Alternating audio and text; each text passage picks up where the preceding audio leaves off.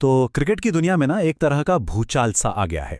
हुआ यह है कि बांग्लादेश ने भारत में होने वाले 2020 वर्ल्ड कप का बॉयकॉट करने का ऐलान कर दिया है। अब सवाल ये उठता है कि क्या ये क्रिकेट में कोई असली बगावत है या फिर बस एक खोखली धमकी। आइए इसी को समझने की कोशिश करते हैं।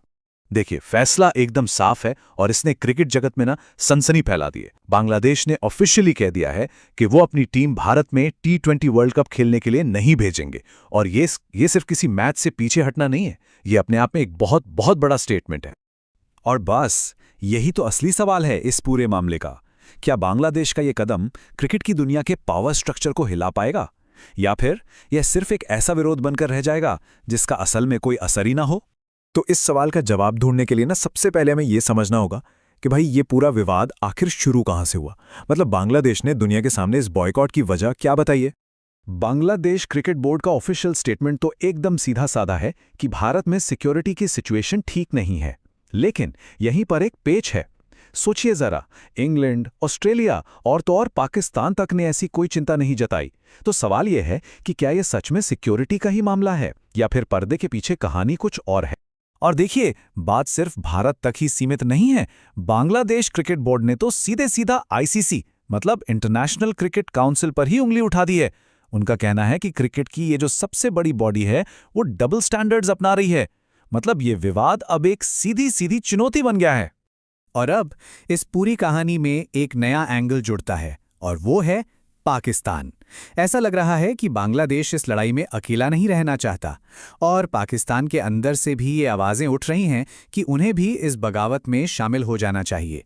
पाकिस्तान में कुछ लोग इसे सिर्फ एक बॉयकॉट की तरह नहीं बल्कि एक बहुत बड़े मौके की तरह देख रहे हैं। उन्हें लगता है कि अगर पाकिस्तान और बांग्लादेश एक साथ आ गए ना, तो वो मिलकर क्रिकेट की दुनिया का जो पूरा पावर बैलेंस है उसे बदल कर रख सकते हैं। तो अब जो लड़ाई की तस्वीर है वो बिल्कुल साफ हो जाती है।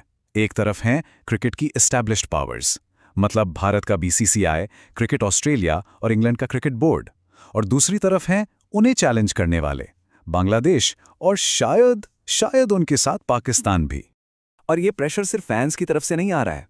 पाकिस्तान के पूर्व कप्तान राशिद लतीफ़ जैसे बड़े बड़े नाम अब खुलकर सामने आ रहे हैं और अपने बोर्ड से कह रहे हैं कि इस बॉयकॉट को सपोर्ट किया जाए। जाहिर है, इससे PCB पर प्रेशर और ज्यादा बढ़ गया है। लेकिन सवाल फिर वही, क्या ये बगावत सच में कामयाब हो सकती है?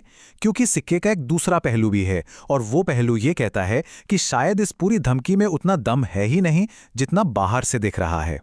और इसकी सबसे बड़ी वजह यह है कि क्रिकेट की दुनिया ना अब पहले जैसी नहीं रही। एक जमाना था जब इंडिया पाकिस्तान मैच से बड़ा कुछ भी नहीं होता था, लेकिन आज की तारीख में असली बड़ी टक्कर, असली राइवलरी तो इंडिया ऑस्ट्रेलिया और इंडिया इंग्लैंड के बीच होती है। सीधी सी बात है, इंडिया पाकिस्तान की जो राइवलरी थी वो अपना पुराना रोमांच खो चुकी है। पिछले कुछ सालों में भारत में इतनी आसानी से मैच जीते हैं कि मुकाबला लगभग एक तरफा हो गया है। और देखिए, जब मुकाबला ही एक तरफा हो जाए तो फिर ब्रॉडकास्टर और पैसा दोनों ही कहीं और देखने लगते हैं। और एक और नंबर है जो इस पूरी बगावत को काफी कमजोर कर देता है, और वो नंबर है 20। हाँ, 20। इस बार T20 वर्ल्ड कप में पूरी 20 टीमें खेल रही हैं। अब ये टूर्नामेंट इतना बड़ा है कि अगर एक दो टीमें नहीं भी खेलती हैं तो इससे कोई खास फर्क नहीं पड़ने वाला।